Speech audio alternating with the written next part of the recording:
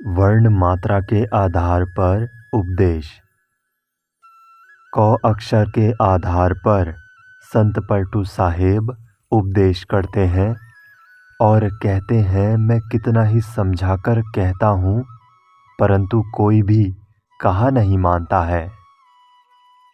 संसार के लोग नमक और कपूर को एक में ही मिलाते हैं, सही गलत का भेद नहीं समझते हैं।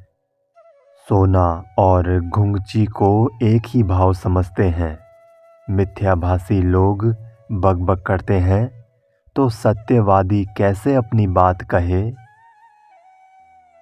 ख अक्षर के आधार पर पलटू साहेब कहते हैं कि लोग सत्य को झूठ और झूठ को सत्य सिद्ध करने में लगे हैं।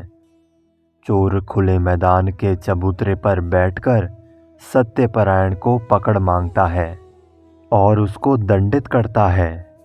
गुरु और शिष्य दोनों साधना से अनभिज्ञ हैं, अतएव उनके मन के काम क्रोध मरते नहीं। मेरा आत्म अनात्म का तत्व विचार कौन सुने।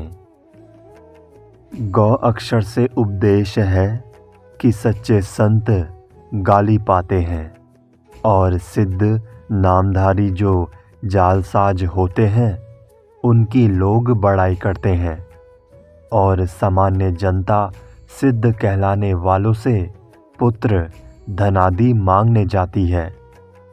अंधों के हाथों में दर्पण दिया जाए तो कहो, वे उसमें अपने मुंह के प्रतिबिंब कैसे देख सकते हैं। पलटू साहेब कहते हैं कि मेरा तत्व विचार कोई नहीं समझता है। घ अक्षर कहता है कि आत्मा रूपी अपनी वस्तु हृदय घर में है, किंतु अज्ञानवश उसे खोजने के लिए वन वन भटकते हैं। गुरु और शिष्य दोनों विवेकहीन हैं, कहो कौन किसको रास्ता बतावे। शरीर में 5 ज्ञानेंद्रियां और 25 प्रकृतियां शासक है। इनकी चोट हर क्षण लगती रहती है। पलटू साहेब कहते हैं कि इनकी चोट से कोई संत ही आत्मज्ञान की रहनी में रहकर अपने को सुरक्षित रख सकेगा। 9 अक्षर कहता है कि लोग नाना प्रकार वेश तो बनाते हैं परंतु उनके मन की आशा तृष्णा नहीं मिटती। बहुरूपिया जैसा नाना वेश बनाकर स्वांग एवं तमाशा करने से अंत में नरक में ही निवास होगा। माया ढोल बजा बजा कर सबको नाच नचाती है।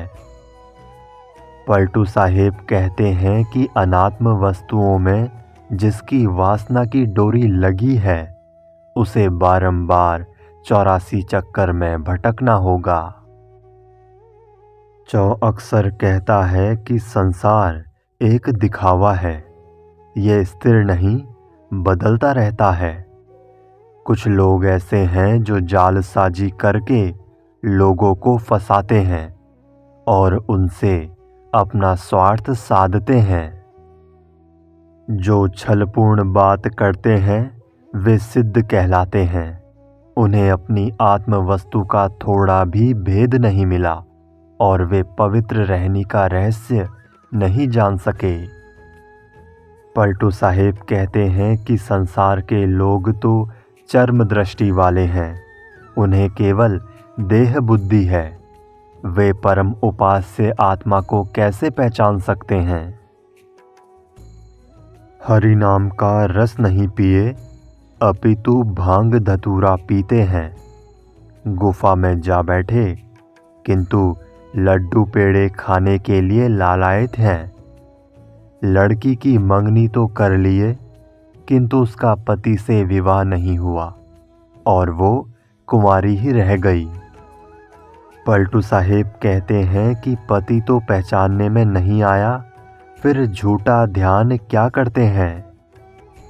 विशेष मनोवृत्ति रूपी पत्नी का चेतन आत्मा पति है, परंतु ये बोध नहीं है तो मनुष्य की मनोवृत्ति भटकती है। जो अक्षर कहता है कि सिर पर जटा रख लिए और बगल में दुर्गुणों की फांसी लेकर घूम रहे हैं। देखने में बड़े उदासी लगते हैं, किंतु इंद्रियों के भोगों पर घात लगाए रहते हैं। इनकी मन की कामनाओं की आग बुझी नहीं है, अपितु राख में दबी आग जैसी मन में दबी है। पलटू साहिब कहते हैं कि ऐसे लोगों का वेश देखकर तो लगता है कि ये त्यागी हैं, किंतु इनके मन में सारे भोगों को भोगने की चाहना बनी है। जो अक्षर कहता है कि अभागा मनुष्य दुखी होकर भटकता है और भीतर से रो रो करके जीवन खोता है, अपनी आत्म वस्तु को संभाल कर नहीं रख पाता है, लोक परलोक दोनों से असफल होकर शोक पीड़ित भटकता है। मानव जीवन कल्याण साधना करने का स्थान होने से हीरा है, परंतु मनुष्य उसे व्यर्थ के कामों में खो देता है। पलटू साहिब कहते हैं कि जब कर्म में कांच का टुकड़ा लिखा है, तब हीरा कैसे पावे। जब हम गलत कर्म करेंगे तब दुख मिलेगा। तो अक्षर कहता है कि दृढ़ कहलाने वाले शूरवीर साधक साधना क्षेत्र से भागकर हट गए। जब माया ने उन्हें लालच दिया, तब वे हाथ जोड़ विनय पूर्वक माया के सामने झुक गए। लाखों में कोई बिरला संत होगा जो माया का लगाव छोड़कर वैराग्य में दृढ़ रहता हो। पलटू साहिब कहते हैं कि जिन संतों ने विवेक कर माया को चित्त से उतार दिया, माया उनकी दासी हो गई। ठो अक्षर कहता है कि हे मुमुक्षु, सद्गुरु से पूछकर अपनी स्थायी स्थिति कर लो। सुरती के धनुष को जोर से खींचकर लक्ष्य को भेद दो, जिससे माया का ब्रह्मांड फूट जाए और निर्मलता के आकाश में अपनी दृढ़ स्थिति बना लो। पलटू साहिब कहते हैं कि ये बड़े वीर का काम है कि वो सिर को गुरु के चरणों में समर्पित करके धड़ पर साधु वेश रूपी कफन बांधे। डॉ अक्षर कहता है कि ऐसे लोग होते हैं कि वे स्वयं पथ से भटके हैं और दूसरों को मोक्ष नगर का रास्ता बताते हैं। वे साधना पथ में एक पैर भी नहीं चले हैं, मानो वे वाणी से मोक्ष का वक्तव्य करके उसमें पहुँचे हैं। वे मूर्ख सभा में बैठकर कहते हैं कि केवल मैं ही अध्यात्म के उच्च शिखर पर पहुंचा हूं। पलटू साहिब कहते हैं कि जब सच्चे संतों के सत्संग में उनकी कसौटी होती है, तब उनका नकली तेज उतर जाता है। ढ अक्षर कहता है कि हे साधक, परोक्ष उपासना रूपी ढाल का आड़ा क्या लेना। निर्णय शब्दों की तलवार लेकर साधना के क्षेत्र में मन के दुर्गुणों से युद्ध करने में लगे रहो। युद्ध के मैदान में हर क्षण खड़े रहो और अपनी मनोवृत्ति संभालकर दुर्गुणों को ललकार कर लड़ो। शरीर के तिल तिल में घाव लगे तो भी युद्ध क्षेत्र से ना हटो। पलटू साहिब कहते हैं कि कोई बिरला साधु आत्म उद्धार के लिए मन के दुर्गुणों से युद्ध करने में अडिग होकर डटा रहता है।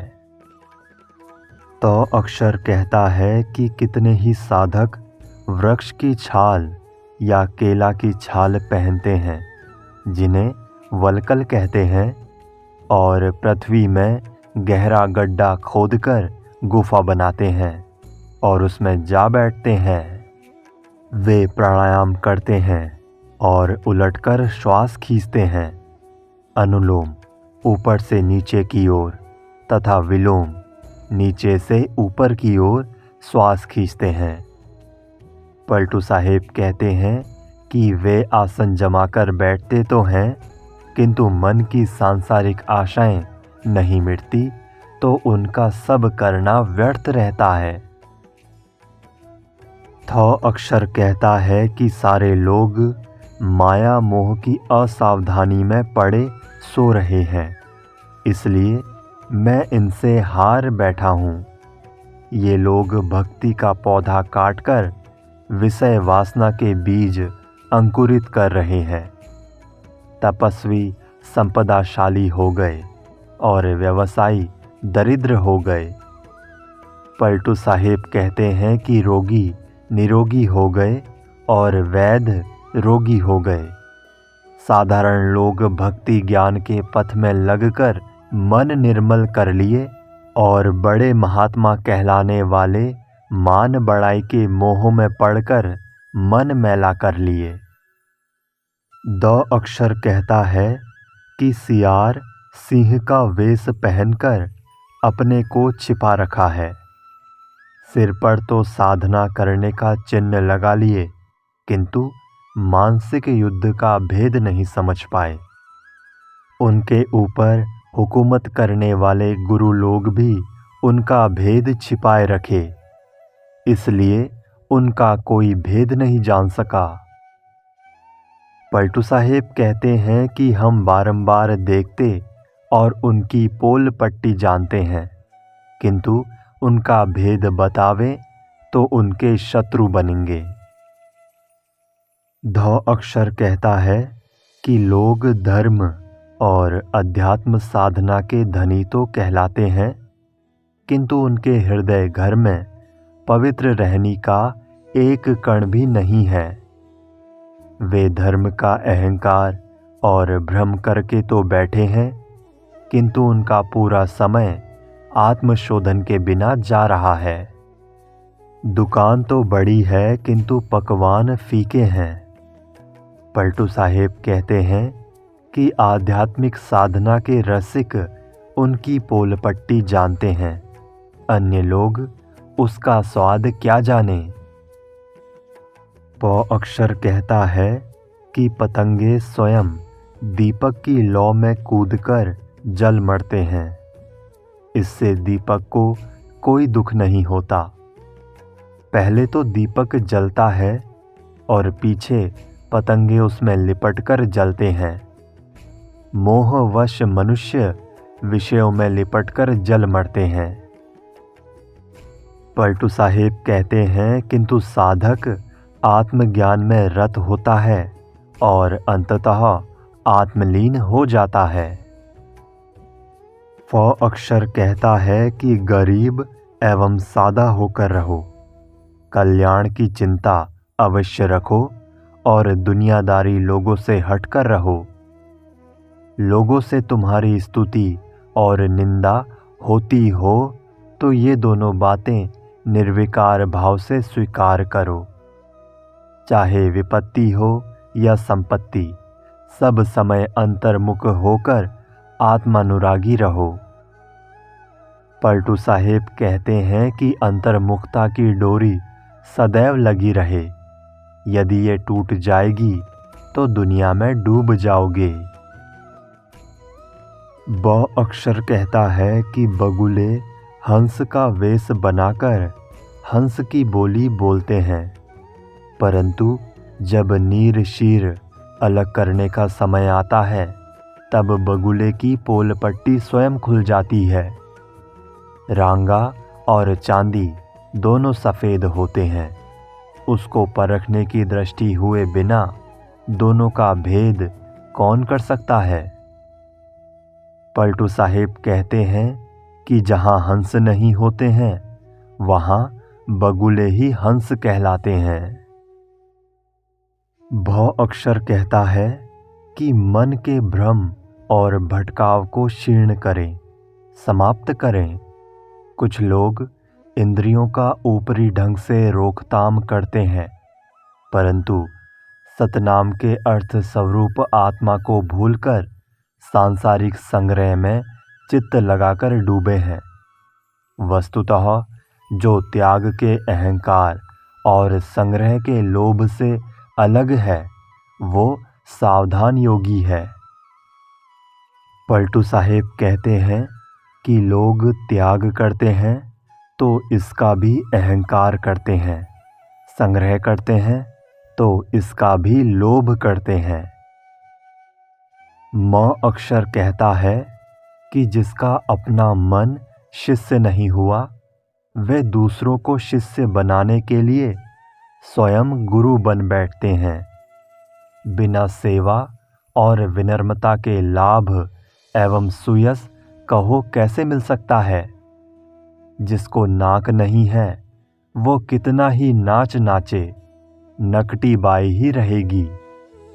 विनम्रता के बिना गुरुवाई हास्यपद ही है। पलटू साहेब कहते हैं कि दयालु सद्गुरु से आत्मबोध पाकर जब साधक विनम्रता से सेवा साधना करता है तब उसको लाभ एवं सुयश मिलता है। रॉ अक्षर कहता है कि विधवा स्त्री मांग भर सिंदूर लगाए, नेत्र भर काजल पारे और फूलों से सजाकर शैया बिछाए तो बिना पति के ये सब किस काम का। उसके शरीर पर चीथड़ा भी नहीं है परंतु वो अपनी नग्नता ही अपने कल्पित पति को उड़ाती है। इसी प्रकार बिना आत्मशोधन के मूर्ख कहो कितना अपना जीवन निर्मल कर सकता है। विशेष यथार्थ सद्गुरु की शरण में समर्पित हुए बिना आत्मबोध और आत्मशोध बिना कोई अहंकारी बनकर कल्याण नहीं कर सकता। लौ अक्षर कहता है कि लालच भारी विपत्ति है, इसी ने जीवन के सारे काम को बिगाड़ा है। जिसे लालच कहते हैं ये माया की जननी है, इसी से सब माया एवं धोखा पैदा होता है। ये लालच कनक और कामनी रूप धारण कर एवं लालच से कनक कामनी में फंसकर सुर नर मुनि सब लुट गए। पलटू साहेब कहते हैं ऐसा कोई नहीं मिलता है जो लालच से परे रहता हो। वह अक्षर कहता है कि मैं अपने शरीर, मन और सिर उस सद्गुरु के चरणों में समर्पित करता हूँ और उसी के उपदेश बताता हूँ। सद्गुरु के उपदेश से मुमुक्षु अपने कल्याण की बात समझ लेता है। गुरु के उपदेश सुनकर तुरंत मन का दुख मिट जाता है। स्वरूप स्थिति देश का मरहमी स्वामी सद्गुरु यदि मिल जाए तो मुमुक्षु का पूर्ण भाग्य उदय हुआ समझना चाहिए। पलटू साहेब कहते हैं कि ऐसे पूर्ण सद्गुरु से प्रेम करो, उनसे बड़ा कोई नहीं है।